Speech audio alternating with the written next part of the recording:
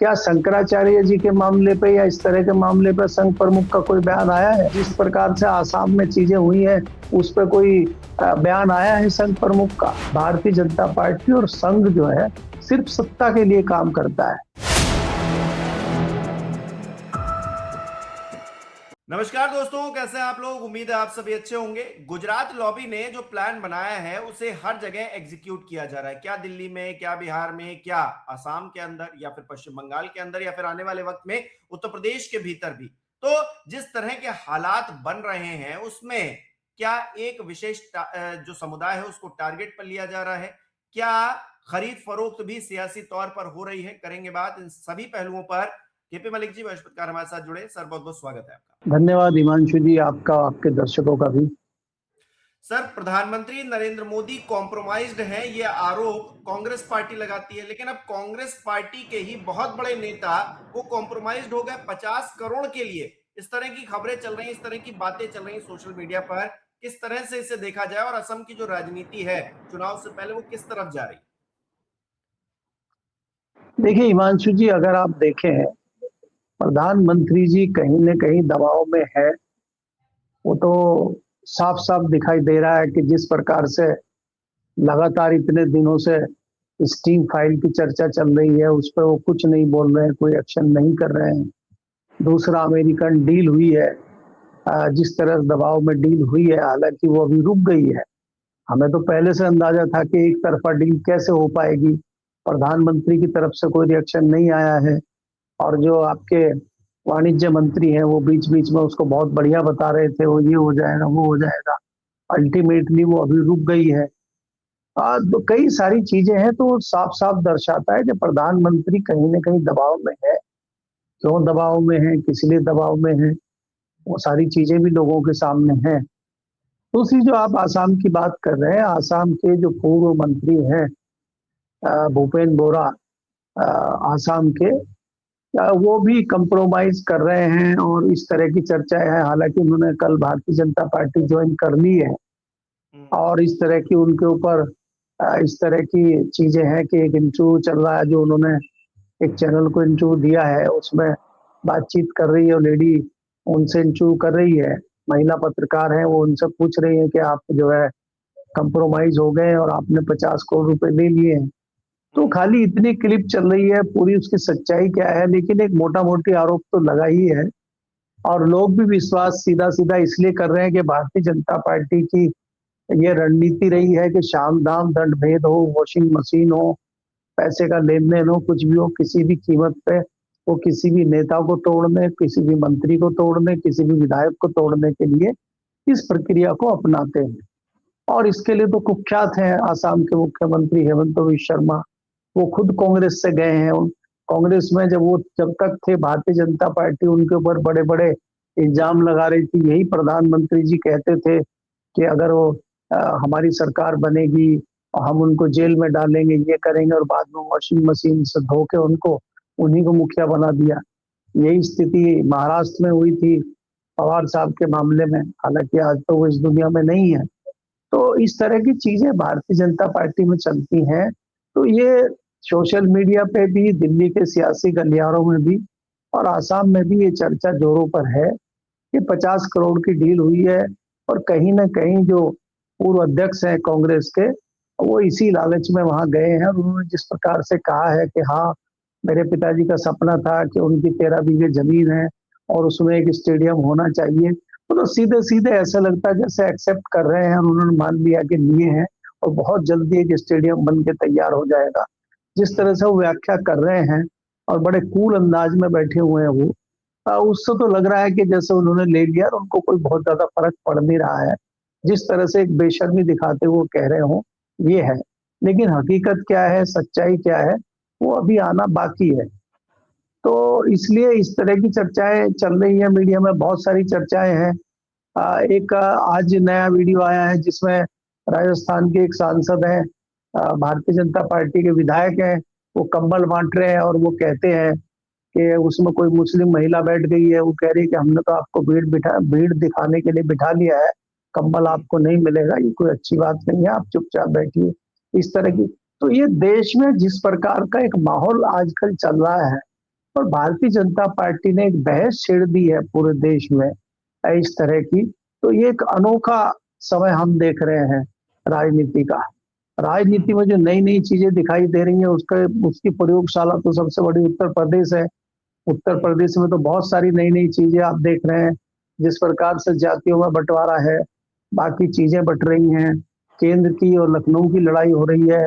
बटोगे या कटोगे की बात पहले किसी के लिए कही जा रही थी, अब वो बटोगे कटोगे अंदर ही शुरू हो गया है। और शंकराचार्य जी बटोगे कटोगे में फंस गए हैं वो। तो बहुत सारी चीजें भारतीय जनता पार्टी की राजनीति हमें दिखा रही है और वो हमारे सामने है।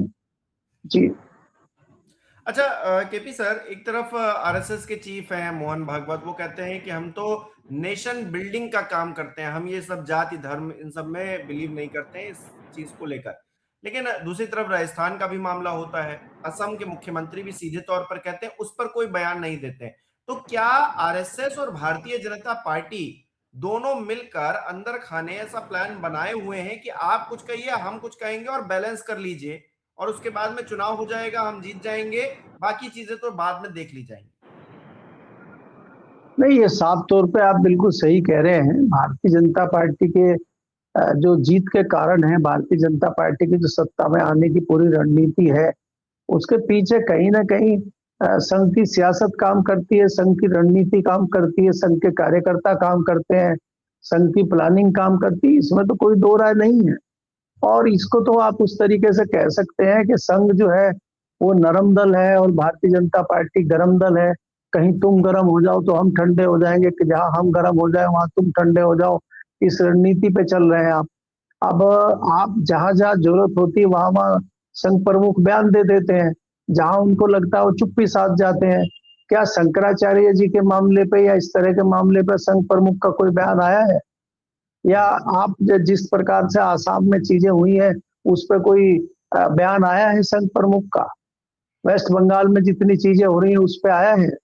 पिछले चुनाव में बिहार में इन्होंने आरक्षण पर बयान दे दिया था और उससे बड़ी किरकिरी इनकी बाद में हुई थी भारतीय जनता पार्टी के अंदर। भारतीय जनता पार्टी का बड़ा नुकसान इन्होंने बयान दे के कर दिया था। तो ये दोनों एक ही सिक्के के दो पहलू हैं और ये बोलते कुछ है, करते कुछ है, दिखाते कुछ है, अंदर कुछ और होता है। लेकिन इनका एक ही मकसद होता है कि हम सत्ता में कैसे आए, भारतीय जनता पार्टी सत्ता के शीर्ष पे कैसे काबिज रहे, या नए स्टेट में हम कैसे सत्ता में आ जाएं। सिर्फ उसी रणनीति पे काम करते हैं।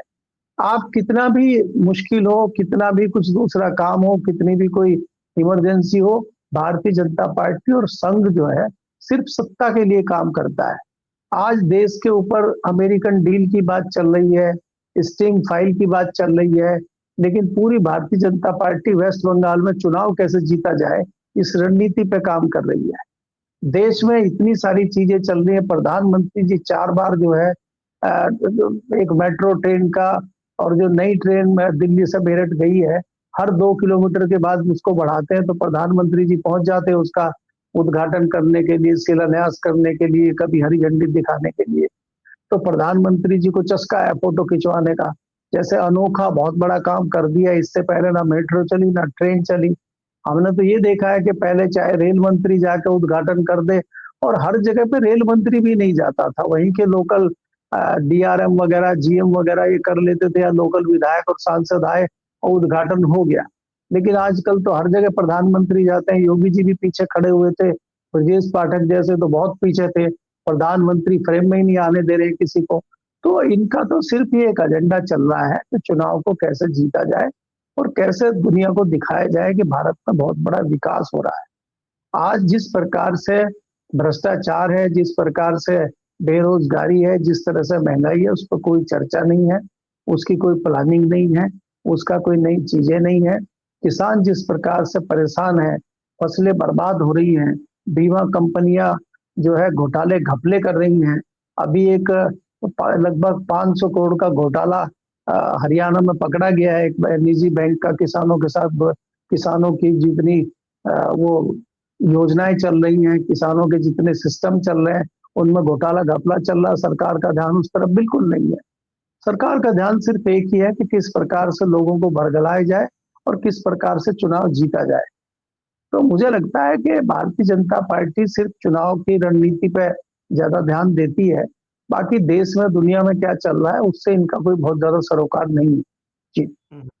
अच्छा, असम की बात हो रही है, हिमंता बिश्वा शर्मा की बात हो रही है, तो भारतीय जनता पार्टी की रणनीति फिर से वही दिल्ली वाली, फिर से वही बिहार वाली नजर आ रही है। घुसपैठियों का बड़ा जिक्र हो रहा है। मैं अमित शाह जी का बयान सुन रहा था, वो कह रहे हैं कि हम फिर से भगाएंगे घुसपैठियों को, और राहुल गांधी को फिर वो लपेट रहे हैं कि राहुल गांधी हर बार बम फोड़ते हैं और वो फिस हो जाता है। अब राहुल गांधी बम फोड़ते हैं, उसका असर तो हम लोकसभा में देखते हैं ना, कि प्रधानमंत्री नरेंद्र मोदी आते नहीं है भाषण देने के लिए, और 17 दिन बाद जो है एक मंच उनको मिलता है, वहां से निशाना साधते हैं कि आपको वैसे कुर्सी नहीं मिलेगी। लेकिन बड़ा सवाल यह है कि घुसपैठियों के नाम पर तमाम राज्य, बंगाल हो गया या फिर जो सीमावर्ती राज्य है, वहां पर आप जाकर चुनावी माहौल बनाएंगे। ये एक पैटर्न बन गया है कि आप दिल्ली में भी वही बात कर रहे थे, आप बिहार में भी वही बात कर रहे थे, आप असम में भी वही बात कर रहे थे। आपकी सरकार है क्यों? सभी जगह आपकी सरकार, फिर भी घुसपैठिए घुस रहे हैं। तो फिर आपने तो देश को असुरक्षित कर दिया। ये सवाल इनसे कोई पलट कर क्यों नहीं पूछ रहा है? देखिए हिमांशु, अगर आप देखें, सबसे पहले आपको ये देखना होगा कि अगर कोई कार्यकर्ता करे, अगर कोई पार्टी का छोटा मोटा अधिकारी इस तरह की घटना करे तो समझ में आता है। जिस प्रकार आसाम के मुख्यमंत्री ने इस तरह का एक वीडियो एआई से बनाया और उसको प्रचारित किया, और बाद में जब चौतरफा निंदा हुई तो उसको तुरंत डिलीट कर दिया, ये जताता है कि इनके अंदर इतनी भी पेशेंस नहीं है, इतनी भी अकल नहीं है कि क्या करना चाहिए। ये सिर्फ एक लेवल तक जाके अपनी सरकार बनाना चाहते हैं, चाहे उसके लिए इनको कुछ भी करना पड़े। और दूसरी चीज ये होती है कि जब इतने बड़े नेता, जब मुख्यमंत्री स्तर का व्यक्ति इस तरह की घटना को अंजाम देगा, इस तरह की चीजें करेगा, तो नीचे वाले कार्यकर्ताओं के हौसले बुलंद होते हैं। और उस पर कोई एक्शन ना होना, सरकार की तरफ से कोई एक्शन हुआ है क्या? मुख्यमंत्री की तरफ से, मुख्यमंत्री के ऊपर कोई एक्शन केंद्र सरकार ने लिया है क्या? उनके ऊपर कोई एफआईआर हुई है क्या? दूसरा कोई व्यक्ति कर देता, अभी एफआईआर हो जाती कि नहीं होती? ये सुप्रीम कोर्ट ने कोई संज्ञान लिया है क्या? गुवाहाटी हाई कोर्ट ने, आसाम हाई कोर्ट ने कोई संज्ञान लिया है क्या? नहीं, कोई संज्ञान नहीं है, ना कोई लेगा। लेकिन आप ये देखिए, अगर कोई दूसरा व्यक्ति कर दे इसी को, राहुल गांधी पर कोर्ट संज्ञान ले लेता है तुरंत, या कोई दूसरा विपक्षी दल हो उस पर तुरंत संज्ञान ले लेता है, या किसी दूसरे मजहब का व्यक्ति हो उस पर तुरंत संज्ञान ले लिया जाता है। अब आप दूसरी जो बात कर रहे हैं कि घुसपैठी आ जाते हैं, देखिए घुसपैठियों को राहुल गांधी ट्रेन भर कर ले आते हैं, बर्मा जाते हैं, बांग्लादेश जाते हैं, या वहां से जहाज में भर के ला के छोड़ देते हैं। जिस स्टेट में इलेक्शन होता है उसी स्टेट में राहुल गांधी वो ट्रेन को ला के छोड़ देते हैं, और ये लोग फिर पकड़ के लेके जाते हैं, क्योंकि देशभक्त लोग हैं। पहले आपने देखा कि घुसपैठी हरियाणा में आ गए थे, फिर घुसपैठी दिल्ली चले गए, फिर घुसपैठी दिल्ली से बिहार चले गए। अब सारे जितने घुसपैठी थे बिहार होते हुए सब वेस्ट बंगाल में बैठेंगे जाके। अब वहां अमित शाह जी जाएंगे और अगले उगले महीने तक उनको सबको भगा देंगे और वहां इलेक्शन हो जाएगा। इलेक्शन के बाद वो सारे घुसपैठी फिर ये आपको यूपी में दिखाई देंगे, जो नेपाल के रास्ते और जो है उत्तराखंड के रास्ते, दिल्ली के रास्ते, उधर चाइना के रास्ते से इधर यूपी में आ जाएंगे सारे। फिर वो यूपी में घुसपैठियों को बाहर निकाल दिया है पहले से ही। हाँ, तो मैं इसीलिए कह रहा हूँ कि इनको ये कहते हुए शर्म भी नहीं आती यार। इनसे पलट के कोई सवाल पूछे कि आप देश के गृह मंत्री हैं, देश की सीमाएं आपके कंट्रोल में है, तो आप ये इल्जाम जब लगाते हैं किसी के ऊपर कि देश में घुसपैठी आ गए हैं, तो आपको ये नहीं लगता कि जिम्मेदारी आप ही की और आप अपने आप को फेलियर साबित कर रहे हैं? दूसरी बात यह है कि आप आंकड़ा दे सकते हैं कि पिछले 11 साल में आपने कितने घुसपैठियों को बाहर धकेला है? जैसे अमेरिका आपके दोस्त हैं, ट्रंप साहब आपके दोस्त हैं, उन्होंने हथकड़ियां बेड़ियां बांध बांध के वीडियो भी आपको भेजी और लोगों को भी भेजा। तो ऐसा कोई वीडियो आपके पास है क्या? ऐसे कोई लोगों को भेजते हुए आपके पास कोई इस तरह की लिस्ट है क्या? वो बताने के लिए इनके पास नहीं है, क्योंकि ये सिर्फ सगुफेबाजी चल रही है, सिर्फ जुमलेबाजी चल रही है। जुमला तो इनका फेवरेट वर्ड है, आप जानते ही हैं। तो सिर्फ जुमलेबाजी चल रही है। तो इसीलिए मैं आपको कह रहा हूं कि ये सिर्फ चुनाव जीतने के हथकंडे हैं, चुनाव जीतने के अलावा कुछ नहीं है। जनता को भ्रमित करो और चुनाव जीतो, तो सिर्फ ये है। अब कब तक ये चुनाव जीतते हैं, कब तक जनता इनके भ्रमित होती रहती है, इनके जुमले सुन सुन के, वो तो जनता को ही देखना होगा। बाकी बात ये है कि सच्चाई कहीं कुछ नहीं है। बड़ी हंसी आती है हमें आजकल घुसपैठियों की बात सुन के कि घुसपैठिए, और इसमें क्या है कि ये सच्चाई भी है, मैं आपको बताऊं, क्योंकि बॉर्डर बॉर्डर का स्टेट है वेस्ट बंगाल, और वहां कोई दो राय नहीं कि जरूर वहां कुछ ना कुछ घुसपैठिए बांग्लादेश से इधर उधर से आए होंगे, ऐसी बात नहीं है। लेकिन आपने उनको निकालने के लिए, आपने उनको रोक लगाने के लिए, आपने उनकी एंट्री ना हो उसके लिए आपने क्या क्या फॉर्मूला किया है, क्या क्या तैयारियां की है, पिछले 5 साल में आपने क्या क्या किया है, वो रोड मैप आप नहीं बताएंगे। आप ये कह रहे हैं कि हम भगाएंगे उनको। अरे भैया, 11 साल में नहीं भगाया आपने, आप कब भगाओगे आप उनको? नहीं सर, आप ये खाली तो वेस्ट। नजर आता है कि ये जो घुसपैठियों का मुद्दा है ये विपक्ष का मुद्दा है असल में, क्योंकि सरकार में जो है उस पर निशाना साधने के लिए कि हमारे इनके रहते हुए देखिए घुसपैठिए इस देश में एंटर कर रहे हैं, तो ये सिक्योरिटी में लैप्स हो रहा है, ये तो विपक्ष का मुद्दा है। लेकिन इससे तो बीजेपी वालों ने, जो सत्ताधारी है, उन्होंने ये मुद्दा बना रखा है, जहां जाएंगे कि भाई हम तो घुसपैठियों को भगाएंगे और घुसपैठियों के सहारे एक समुदाय को आप टारगेट कर देंगे और बात बन जाएगी। सत्ताधारी जो पार्टी है, सत्ताधारी पार्टी अभी इस चीज से, इस सिचुएशन से बाहर नहीं निकली है। उसके दिमाग में अभी भी कांग्रेस की सरकार हावी है, और उसको ये लगता है कि अभी भी कांग्रेस की सरकार है, और यह कल तक कांग्रेस की सरकार थी, सारे काले कारनामे उनके जमाने में हुए हैं, और इसीलिए अब हमें वो ठीक कर ले, इसलिए हमें सत्ता में आने दो। इनके दिमाग में वो है, क्योंकि हमेशा विपक्ष में रहे हैं, हमेशा विपक्ष की लड़ाई लड़ी है इन्होंने, विपक्ष में बहुत अच्छा रोल निभाते हैं ये। तो ये अभी विपक्ष के जो केचुली है, विपक्ष का जो वो एक खुमार इनके ऊपर है, उससे ये बाहर नहीं निकले हैं अभी। और अब जैसे ये निकलेंगे तब तक ये सत्ता से बाहर हो जाएंगे, फिर जैसे ही विपक्ष में आएंगे विपक्ष की लड़ाई भूल जाएंगे, और फिर ये सत्ता की सफाई देने लगेंगे, क्योंकि उसके खुमार में आ जाएंगे ये सत्ता का खुमार इनके ऊपर उतरने में टाइम लगेगा, और फिर ये सत्ता की बात करने लगेंगे। आप ये देखिए, याद आ गया जिसमें वो कहता था बंटी तेरा साबुन स्लो है क्या, तो बीजेपी वालों का पीछे चल रहा मामला। हाँ, इसीलिए इसीलिए मैं आपको कह रहा हूँ ना। और इनको ये भी नहीं लगता कि तुरंत तथ्य आ जाते हैं सामने, तुरंत चीजें सामने आ जाती हैं। आजकल सोशल मीडिया का जमाना है, इंटरनेट का जमाना है, तत्काल आंकड़े बाहर आ जाते हैं।